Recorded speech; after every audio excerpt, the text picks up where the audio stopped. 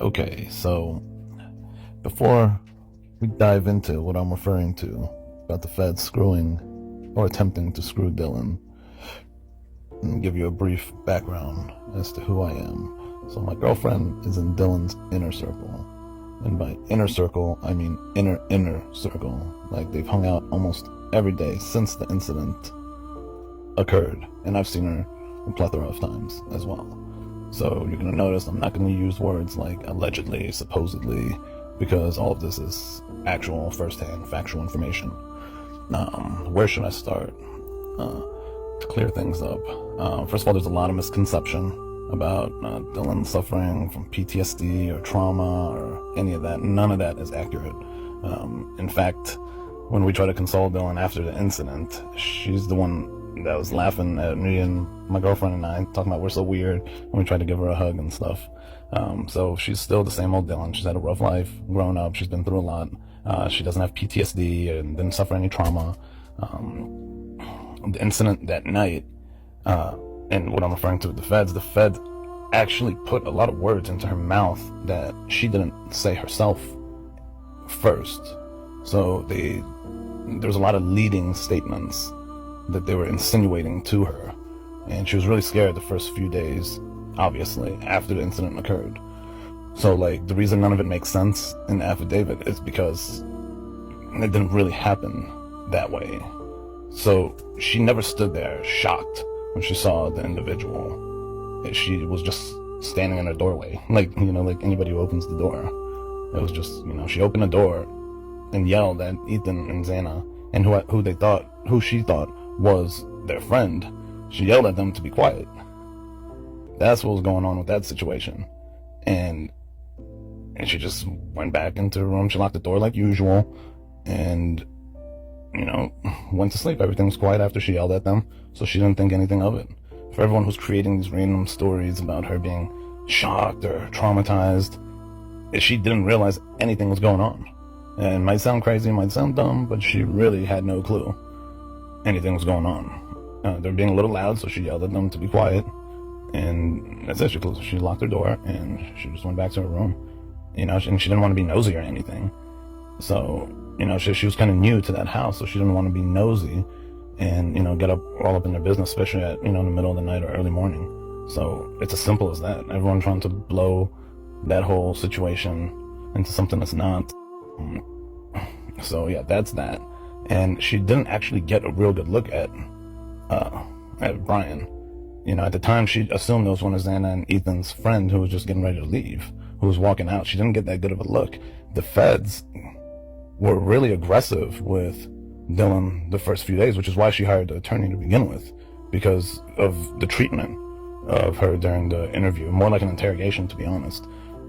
So that's why she got an attorney, because the way they were talking to her, and they didn't really understand or believe why she's the only one alive when you kind of skip rooms to get to the other two rooms. So she didn't really like the feel of how the interrogators or the feds were talking to her. And within like a few days after the incident, they approached her with pictures of Brian. It was like, is this the guy? Do you think this is the guy? This is definitely him, right? And they were almost leading her to believe this has to be the person. And she wasn't really sure, but they kind of put those words in her mouth. It's almost like, they were insinuating it so much to where she was like, yeah, I think, no, it's definitely him. And that's when they just kind of like ran with it. So what you see in the affidavit is, it didn't play out that way. So Dylan's attorney and her, and actually all of us, are pretty upset at how they threw her under the bus in the affidavit.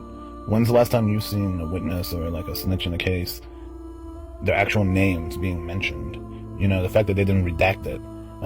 We all think that the feds and prosecutors threw her name in there purposely to apply more pressure, because Dylan was really wishy-washy during the interrogation, and with them, putting these words, set in stone on paper, it kind of puts a lot of pressure on her now, because everyone views her as like some star witness, the star of the case.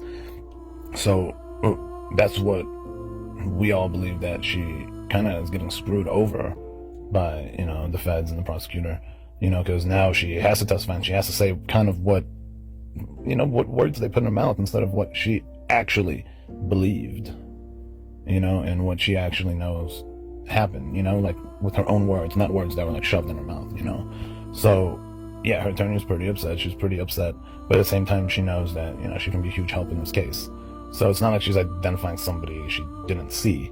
It just didn't play out necessarily like, oh, bushy eyebrows. She saw bushy eyebrows, and was able to 100% identify him, It's just initially when, detectives and feds came in and took over the scene had been contaminated so badly by, the local authorities when they first came, first responders, they stomped all over the place, contaminated the scene.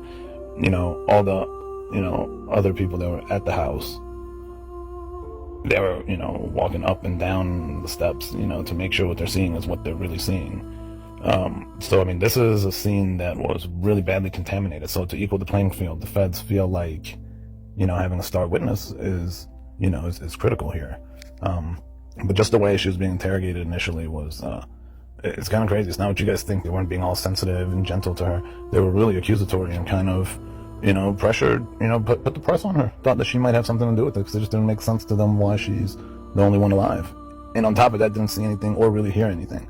She didn't want to be nosy, didn't want to, get up in her roommate's business. She told him to be quiet. I mean, the last thing that crossed their mind was people are getting slaughtered next door and upstairs, So, I think that's pretty much everything I've covered. So yeah, just to go over the whole, suffering trauma. She was shocked that she saw him walk past her. Like, it's not as dramatic as you guys think. Like, he was already halfway towards the kitchen and walking out. And for all of y'all that are scratching your heads, yes, police do lie. They've kind of thrown everybody around the ringer through this whole case from the very start. And you have to think about it. Why would a survivor, a victim, have to hire an attorney? Obviously, they were mistreating her pretty badly as they're interrogating her, especially now throwing her name in the affidavit like that. That's all because they're pretty upset she hired an attorney to begin with. Yeah, and because they want to put a lot of pressure on her from the public for her to be the star witness.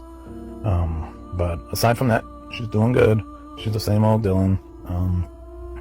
Yeah.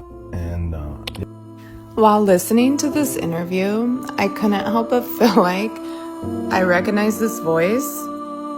I'm just wondering, does this sound like Joe Vito to anyone? I'm just curious.